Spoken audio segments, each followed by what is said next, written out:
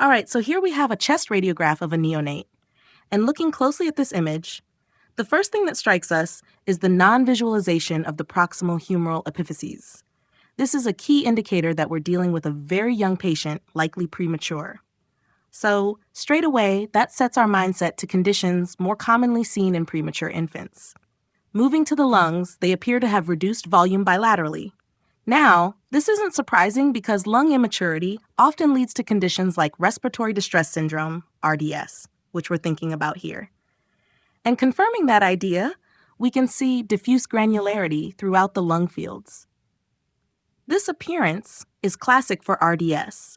It looks like a kind of ground glass appearance, and when you have a neonate with reduced lung volumes and this granular pattern, it's a key indicator of surfactant deficiency. Another important finding here is the presence of air bronchograms. In RDS, these are prominent because the airways remain open, but the surrounding alveoli are collapsed, which makes the airways really stand out.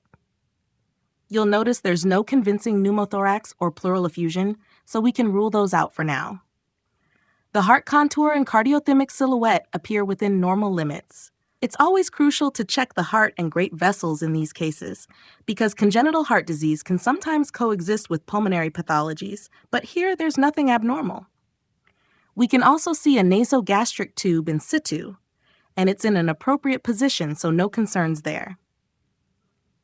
Given these findings, reduced lung volume, diffuse granularity, and prominent air bronchograms, we're leaning heavily toward a diagnosis of respiratory distress syndrome, especially in a premature neonate. However, if this were a term neonate, we'd consider other differentials, like transient tachypnea of the newborn, TTN, or neonatal pneumonia. And if there's a clinical suspicion of sepsis, diffuse pneumonia is also a possibility, though that's more likely if the baby presents with signs of infection. Now, an examiner might ask, what would you expect to see in other conditions like meconium aspiration? For meconium aspiration, you'd expect increased lung volumes due to air trapping, and air bronchograms wouldn't be a feature because meconium causes airway obstruction. So this radiograph doesn't support that diagnosis. In terms of further investigation, if this neonate were intubated and on mechanical ventilation, you'd want to keep an eye out for complications like pneumothorax, which RDS babies can be prone to. A follow-up chest X-ray would be warranted if there's any sudden clinical deterioration.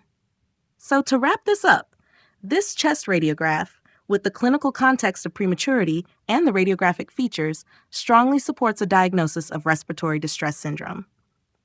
If you found this explanation helpful and want to dive deeper into radiological cases like this, make sure to subscribe to Radiology Made Easy. Also, let us know in the comments if you've come across similar cases or have any other thoughts. Keep learning, and let's make radiology easier, together.